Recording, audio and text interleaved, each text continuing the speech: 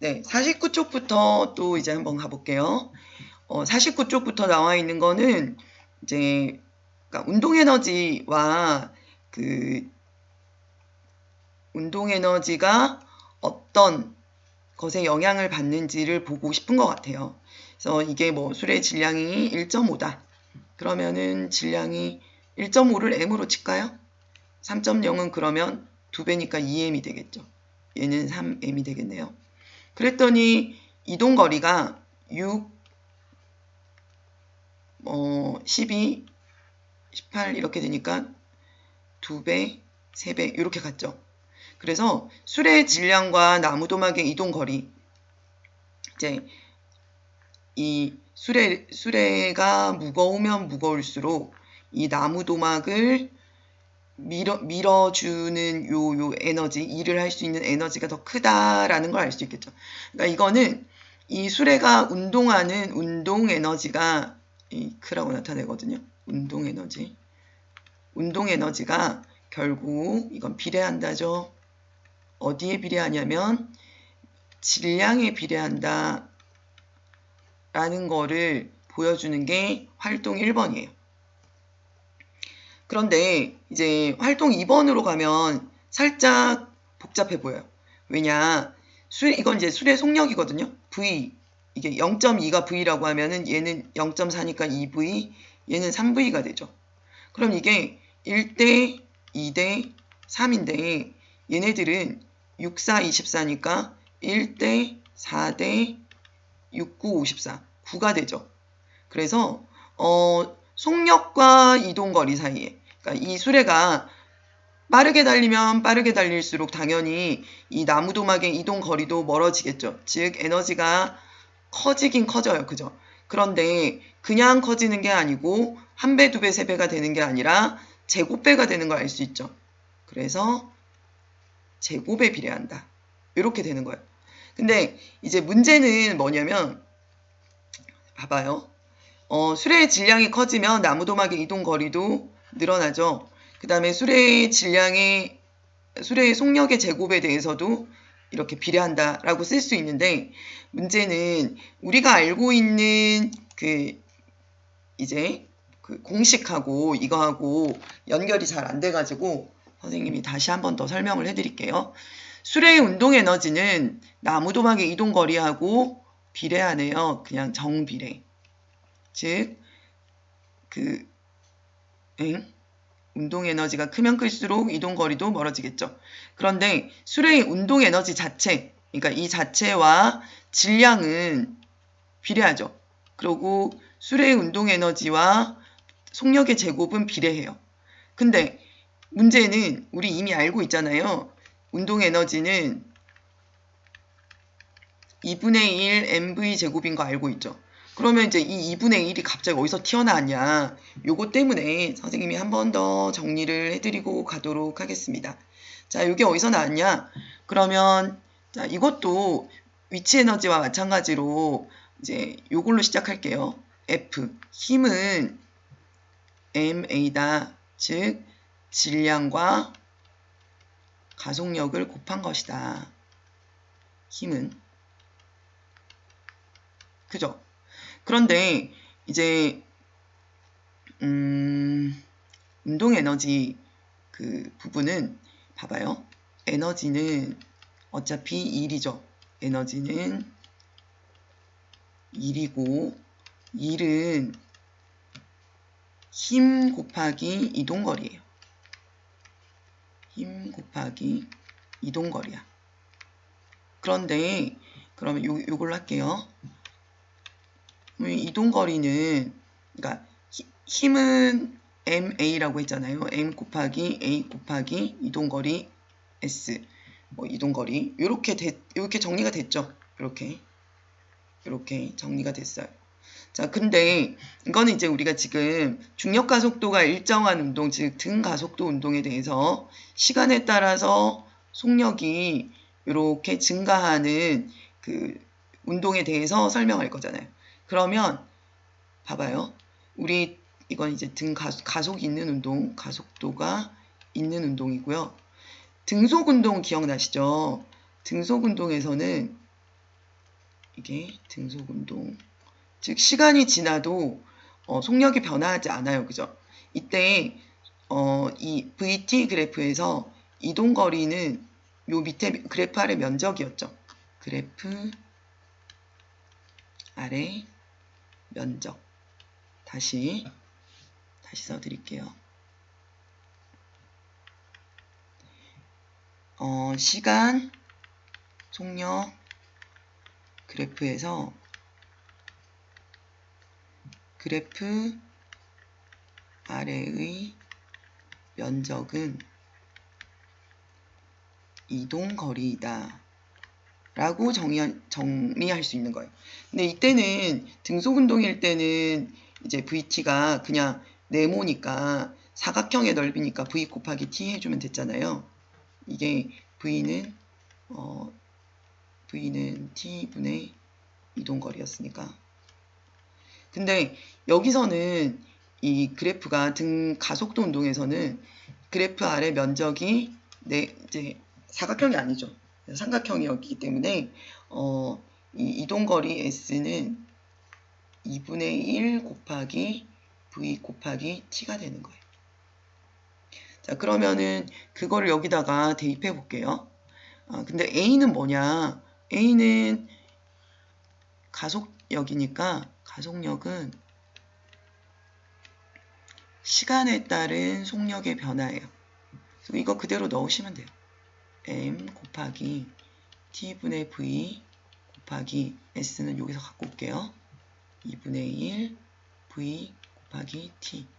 그러면 요거 약분되고 남는 것은 2분의 1 MV 제곱이 남게 되는 거예요.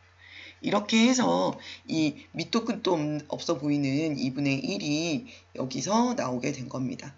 여러분이 이제 이거를 막 유도하는 걸 다 알아야 되느냐 그 얘기가 아니라 이게 외우는 것이 아니다. 그냥 외운 건 아니다. 이런 얘기를 해주고 싶었던 거예요. 자, 운동하는 물체가 가지는 에너지로 다니는 에너지니까 당연히 다 줄을 쓰면 됩니다. 자, 운동하던 수레가 나무도막에 부딪히면 나무도막을 밀고 가는 일을 할 수 있죠. 그래서 이 운동하던 수레가 운동의 에너지를 가지고 있기 때문에 나무도막에 대해서 일을 해주는 거예요. 일과 에너지는 서로 전환될 수 있다. 그래서 이럴 때 수레는 운동 에너지를 가지고 있다는 거죠. 수레의 한 일이 많을수록 큰 운동 에너지를 가지겠죠. 운동 에너지를 가지는 물체는 바람이나 움직이는 자동차 등등이 있겠습니다. 운동 에너지의 크기는 자, 여기서 봤지만 운동하는 물체의 질량이 클수록 운동 에너지가 크고요. 질량이 2배, 3배 될수록 운동 에너지의 크기도 2배, 3배 됩니다. 그런데 속력은 당연히 클수록 운동 에너지가 크지만 속력이 2배, 3배 되면 운동 에너지의 크기는 4배, 9배 되죠. 그래서 운동 에너지는 2분의 1 mv 제곱인데 선생님이 앞서 저렇게 길게 설명한 이유는 등가속도 운동에서는 2분의 1이 들어갈 수밖에 없기 때문에 했습니다. 자, 운동 에너지는 이제 속력이 일정한 경우에 속력이 일정하다 그러면 2분의 1 mv 제곱에서 속력이 일정하다면 질량에 비례하겠죠. 그래서 이런 비례하는 1차 함수 그래프가 나오고요. 그 다음에 질량이 일정할 때 운동 에너지는 속력의 제곱에 비례하니까 이런 2차 함수 그래프가 나오는 거예요. 그런데 만약에 이거를 속력이라고 안 하고 속력의 제곱이라고 해버리면 이 속력의 제곱 자체에 대해서는 그냥 정비례하게 되니까 1차 함수 그래프가 나오는 겁니다.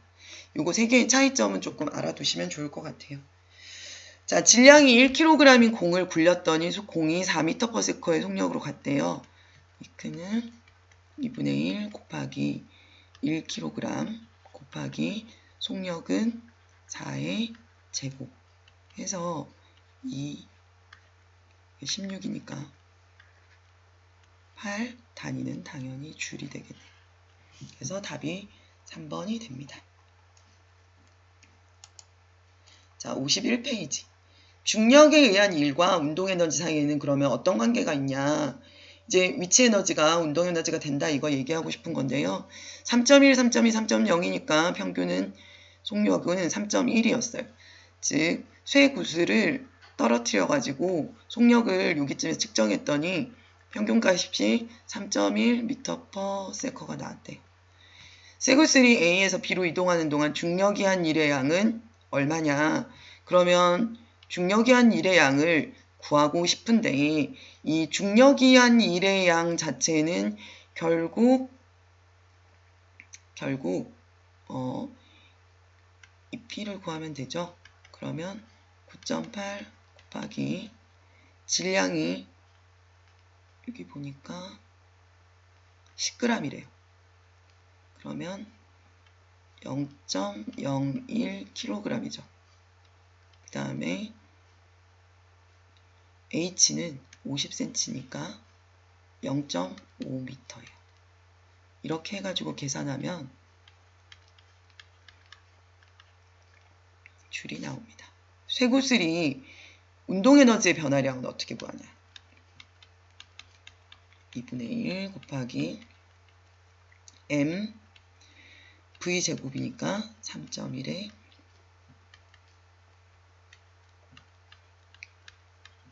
이 정도 나와요. 둘의 값이 비슷하죠. 그래서 이를 통해 알게 된 사실은 위치 에너지는 운동 에너지로 변환될 수 있다. 자, 질량이 1kg인 물체가 2m/s의 속력으로 움직이고 있대요. 그러면 운동 에너지는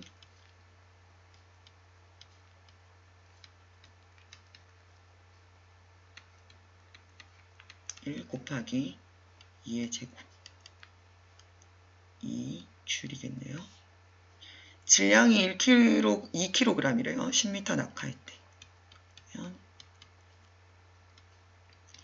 9.8 mh니까 9.8 곱하기 2 곱하기 10m 해서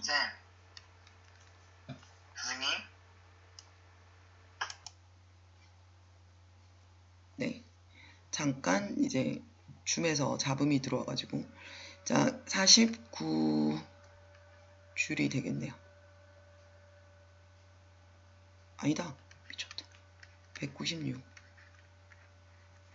자, 그 다음에 정지해 있는 장난감 자동차를 일정한 크기의 힘 F로 S만큼 밀었더니 2분의 1 mv제곱이 되겠죠. 근데 이 v제곱이 1이었대요. 그런데 이거를 2배 해줬대. 그리고 거리도 2배 해줬대요. 그러면 원래 거보다 4배가 됐죠. 4배가 됐으니까 속력도 4배가 됐다 하면 안 되겠죠. 속력은 제곱근으로 들어가니까 속력은 제곱해서 4가 될 만큼 돼야 되니까 자동차의 속력은 4 이렇게 되겠죠. 그래서 V는 2가 되겠죠. 2를 제곱하면 4가 나오니까 2m/s이다. 자, 기준면으로부터 30m 높이에서 이거 문제 2개죠. 1. 30m 높이에서 드론이 날고 있어요. 날고 그냥 드론의 위치 에너지는 2kg 곱하기 9.8 해주면 되죠. 네, 이거 계산하시면 되고요.